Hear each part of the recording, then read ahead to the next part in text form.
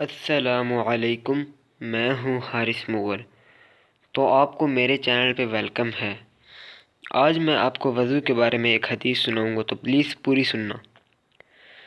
حضرت ابو ہریرہ رضی اللہ تعالیٰ عنہ سے روایت ہے کہ رسول اللہ صلی اللہ علیہ وآلہ وسلم نے فرمایا کہ میرے امتی قیامت کے دن بلائے جائیں گے تو وضو کے اثر سے ان کے چہرے اور ہاتھ اور پاؤں روشن اور منور ہوں گے۔ پس تم میں سے جو کوئی اپنی وہ روشنی اور نورانیت بڑھا سکے اور مکمل کر سکے تو ایسا ضرور کرے۔ وضو کا طریقہ۔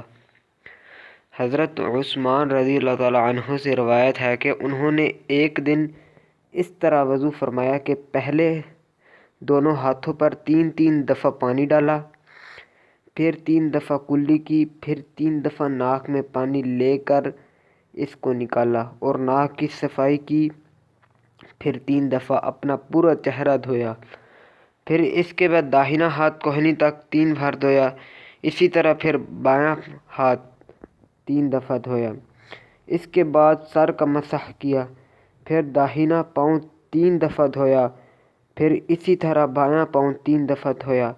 اس طرح پورا وضو کرنے کے بعد حضرت عثمان رضی اللہ تعالیٰ عنہ نے فرمایا کہ میں نے رسول اللہ صلی اللہ علیہ وآلہ وسلم کو دیکھا کہ آپ صلی اللہ علیہ وسلم نے بالکل میرے اس وضو کی طرح وضو فرمایا اور ارشاد فرمایا کہ جس نے میرے اس وضو کی طرح وضو کیا پھر 2 رکعت نماز پوری توجہ کے ساتھ ایسی پڑھی جو حدیث نفس سے خالی رہی، یعنی دل میں ادھر ادھر کی باتیں نہیں سوچی۔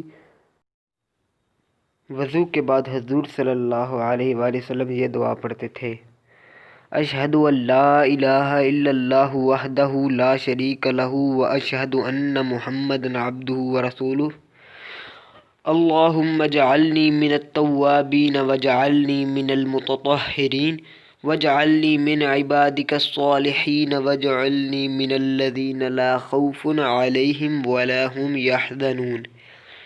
میں گواہی دیتا ہوں کہ اللہ کے سوا کوئی معبود نہیں، اور میں گواہی دیتا ہوں کہ بلا شبہ حضرت محمد صلی اللہ علیہ وآلہ وسلم اللہ کے بندے اور اس کے رسول ہیں۔ اے اللہ، تو مجھے خوب زیادہ توبہ کرنے والوں میں اور خوب زیادہ پاکی حاصل کرنے والوں میں شامل فرما، اور اپنے نیک بندوں میں شامل فرما، اور ان لوگوں میں شامل فرما جن کو قیامت کے دن کسی قسم کا خوف نہ ہوگا۔